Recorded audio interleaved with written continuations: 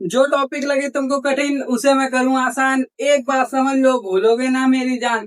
तो आज की इस वीडियो में आपको मैं बताने वाला हूँ आपके साइंस के chapter 1 chemical reaction and equation से इम्पोर्टेंट टॉपिक्स कौन से हैं जो एग्जाम में हर साल आते हैं, जिससे आप लोग पूरे चैप्टर को खत्म कर सको। देखो आपका ये जो चैप्टर है, ये आपका कम से कम मैं बता रहा हूँ 4 से 6 मार्क्स कवर करता है। ये चैप्टर कितने, 4 से 6 मार्क्स, 4 से 6 मार्क्स। अब समझ लो ये कितना इंपॉर्टेंट है। ओके, आपकी पूरी केमिस्ट्री जो है वो आपकी 25 मार्क्स की होती है, उसमें से 4 से 6 मार्क्स ये कवर करता है चैप्टर्स। ओके, अब देखो तुम्हारे जो इम्पोर्टेंट टॉपिक्स हैं वो क्या है। पहला तो है तुम्हारा बैलेंस केमिकल एक्वेशन। ये मोस्ट इम्पोर्टेंट है, इस पे तुम डबल स्टार लगा लो या ट्रिपल स्टार लगा लो। केमिकल एक्वेशन को बैलेंस करना हर साल पूछा जाता है। देखो या तो आपसे ये कैसे पूछ सकते हैं, देखो मैं इसका फॉर्मेट भी बता देता हूँ। आपसे एमसीक्यू में दे देंगे, ठीक है, एमसीक्यू में दे देंगे आपको एक एक्वेशन, ठीक है, और कहेंगे इसकी जो सही रिएक्शन जो है, सही एक्वेशन जो बैलेंस है वो बताइए। तो आपको 4 ऑप्शन मिलते हैं, वो तो पता होगा एमसीक्यू में। या फिर आपको एक क्वेश्चन दे देंगे, क्वेश्चन, और कहेंगे, और क्वेश्चन भी कैसा देंगे, क्वेश्चन आपको सीधा सीधा नहीं लिख के देंगे कि आपको सिंबल में लिख के दे दें आपको केवल बैलेंस करना, नहीं। वर्ड एक्वेशन जानते हो, जिसमें आपका केवल ऐसे लिखा होगा, जैसे उसके अंदर लिखा है बेरियम, बेरियम और सल्फेट, सल्फेट ऐसे लिखा होगा, plus sodium, sodium nitrate, nitrate, और फिर यहाँ पे ऐसे आगे करके जो इसका बनता होगा रिएक्शन के बाद वो लिखा होगा। तो अब आपको कहेंगे कि इसे कहते हैं वर्ड एक्वेशन, जिसमें केवल स्पेलिंग से लिखा हो, वर्ड से लिखा हो। ओके, तो ऐसे आपको देंगे, वो कहेंगे इसको बैलेंस करो। तो तुम्हें क्या करना पड़ेगा, पहले तुम्हें बेरियम सल्फेट ऐसे लिखना पड़ेगा, और ये तुम कब लिख पाओगे, जब तुमको पता होगा। ओके, फिर सोडियम नाइट्रेट लिखना होगा, ठीक है, सोडियम नाइट्रेट फिर जो बनता है वो लिखना होगा। उसके बाद तुम्हें बैलेंस करना होगा। केवल इतना करने के तुमको ये पूरे के पूरे 3 या 4 मार्क्स की देंगे, 3 या 4 मार्क्स की, या फिर 2 मार्क्स की। देखो 3 मार्क्स का कोई होता नहीं है, 2 मार्क्स की दे देंगे, या 4 मार्क्स की। ज्यादा कठिन होगी 4 मार्क्स, सरल होगी 2 मार्क्स। ओके, मैंने बता दिया किस फॉर्मेट में दे सकते हैं। ऐसे आपको लिख कर दे देंगे, हैं, ऐसे आपको लिख कर देंगे, ऐसे स्पेलिंग में। फिर उसको पहले तुम्हें साइंस के जो सिंबल होते हैं उसमें लिखना होगा, उसके बाद उसको बैलेंस करना होगा, समझे। अब देखो तुम्हारा केमिकल एक्वेशन ऐसे देंगे, ठीक है। फिर टाइप्स ऑफ केमिकल रिएक्शन, इसमें कौन सी तुम्हें पढ़नी है, कौन से केमिकल रिएक्शन के टाइप पढ़ने हैं। पहला combination, decomposition, displacement, double displacement और ऑक्सीडेशन एंड रिडक्शन। बस इतने, इतनी रिएक्शंस पढ़ लो, इससे ज्यादा नहीं पढ़नी, इनसे बाहर नहीं आएगा, गारंटी मेरी है। आ जाए तो आप मुझको कहना। ओके, तो आपको केवल कितनी, 3, एक 4, और जे एक ही है रेडॉक्स को ही ऑक्सीडेशन एंड रिडक्शन कहते हैं। तो इसको एक मान लो, मतलब 5, आपको ये 5 पढ़नी है। ओके, केवल 5 आपको टाइप्स ऑफ केमिकल रिएक्शन में। इसकी भी फॉर्मेट बता दूं आपको, या तो एमसीक्यू में पूछ लेंगे, एमसीक्यू में आपको कोई एक दे दी रिएक्शन, आपको कोई एक एक्वेशन दे दी, पूछेंगे ये कौन सी एक्वेशन है, कॉम्बिनेशन है, decomposition, displacement, double displacement, oxidation या रिडक्शन, आपको ये पूछेंगे, या आपसे पूछ लेंगे कि इसके अंदर रिड्यूसिंग एजेंट बता दो, ठीक है, ऐसे पूछेंगे। तो आपको एमसीक्यू में भी पूछ सकते हैं, या फिर आपको एक किसी की भी आपसे कह देंगे लिखिए डेफिनेशन, और साथ ही साथ उसके एग्जाम्पल लिखिए, ठीक है।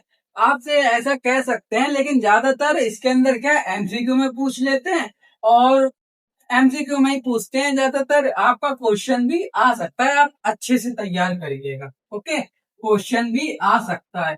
अभी मैं ये भी बताऊंगा ये आपको मिलेंगे क्या पढ़ने को। ओके, अब देखो, अब वो लास्ट बचा, लास्ट। और एक बात ये बता दूं, तुम्हारा बैलेंस केमिकल एक्वेशन तो पक्का है, 2026 में देखने को मिलेगा ही मिलेगा, ठीक।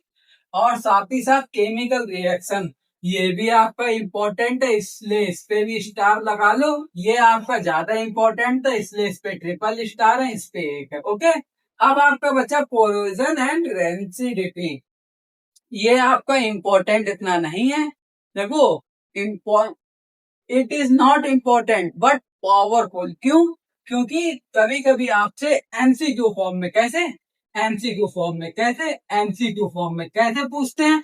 एमसीक्यू में आपसे कह दी कि कोई नेल है, नेल का मतलब होता है कील। कील देखी होगी आपके फर्नीचर में, कील लगाई जाती है वही, उसको कील को नेल कहते हैं इंग्लिश में, नेल। उसी नेल पर जंग लग जाती है, आपने देखा होगा। खुली आप लोग छोड़ दो ऐसे ही कहीं पर भी रख के, आप लोग देखोगे 2-4 दिन में उस पे कुछ नारंगी नारंगी लग जाएगा, उसी को जंग कहते हैं। ठीक है, तो बस आपसे ऐसे एग्जांपल में पूछ लिया कि मानिए आपने कील को रख दिया, नेल को अगर आप लोग 5 दिन ऐसे ही खुले में रख दें तो क्या होगा, एमसीक्यू में पूछ लेंगे।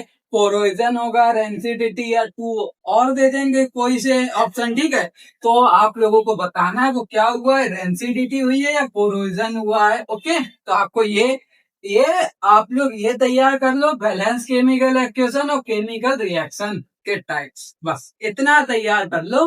पेपर में आपके 4 से 6 मार्क्स कंप्लीट हैं, और आप लोग टेंशन मत लीजिए।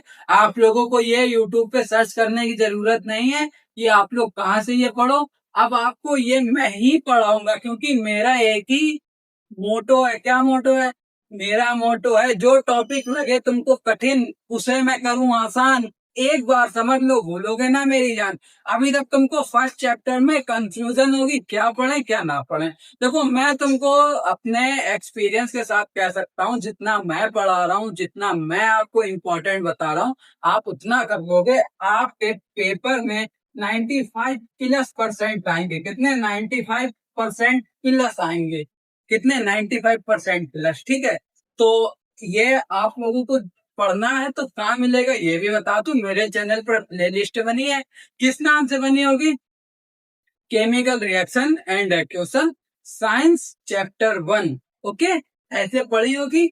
आप लोग उस प्लेलिस्ट में जाना, जितने भी पार्ट्स मैंने बनाए होंगे सब आप लोगों को दिख जाएंगे। देखो, ये जो आपका चैप्टर है, इसके 3 जो हैं ये आपके इम्पोर्टेंट है। ठीक है, ये 3 आपके इम्पोर्टेंट है। अब मैं ये लेकर कैसे आऊंगा ये भी तुम लोग समझ लो।